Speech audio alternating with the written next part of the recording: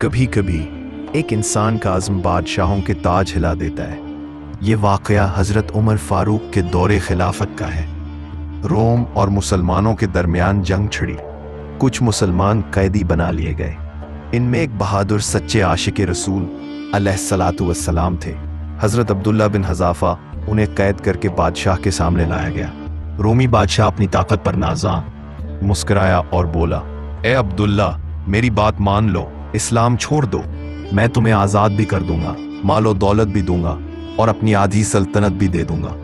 حضرت عبداللہ نے گردن اٹھائی، دلیرانہ نگاہوں سے اس کی آنکھوں میں دیکھا اور کہا، اگر تو اپنی پوری سلطنت بھی دے دے اور اس کے ساتھ دنیا کی تمام بادشاہت بھی، تب بھی میں محمد صلی اللہ علیہ وسلم کے دین کا ایک لمحہ نہیں چھوڑ سکتا۔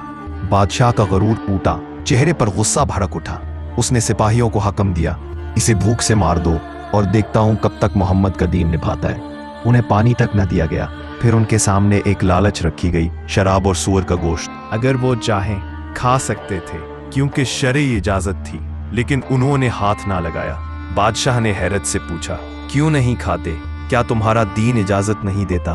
حضرت عبداللہ ساکارام مسکرائے اور فرمایا، میرا دین اجازت دیتا ہے، لیکن میں یہ چاہتے ہوئے بھی نہ کھاؤں گا کہ تم یہ سمجھو کہ میں تمہارے خوف سے جھک گیا ہوں۔ بادشاہ کے چہرے پر نفرت اور شرمندگی ایک ساتھ ابھری۔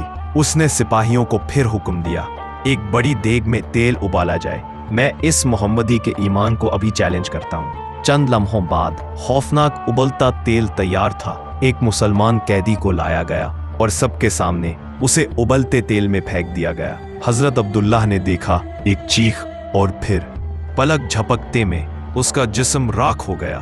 اب سپاہی حضرت عبداللہ کی طرف بڑھے۔ ان کے قدموں کی آواز سے بھی لوگوں کے دل کانپ رہے تھے، لیکن جب وہ آگے بڑھے، حضرت عبداللہ کی آنکھوں سے آنسو نکل آئے۔ بادشاہ نے طنزیہ ہنسی، ہاں آخر ڈر ہی گئے نا، اب کہو ایمان چھوڑ دو۔ مگر عبداللہ کے الفاظ نے اس کے غرور کو چکنا چور۔ میں اس لیے نہیں رو رہا کہ میں موت سے ڈرا ہوں، میں اس لیے رو رہا ہوں کہ کاش میرے جسم کے جتنے بال ہیں اتنی بار اللہ کی راہ میں مجھے قتل کیا جاتا۔ اس جملے نے محل کی فضا کو ہلا کر رکھ دیا۔ بادشاہ خاموش، زبان گم اور آنکھیں حیرت زدہ۔ ایسا ایمان، ایسی جرت، ایسی محبت۔ بادشاہ نے فوراً حکم دیا، انہیں رہا کر دو اور عزت و احترام کے ساتھ چھوڑو۔ سنو، یہ وہ لمحہ تھا جب رومی بادشاہ ایک مسلمان کا ماتحت ہو گیا تھا۔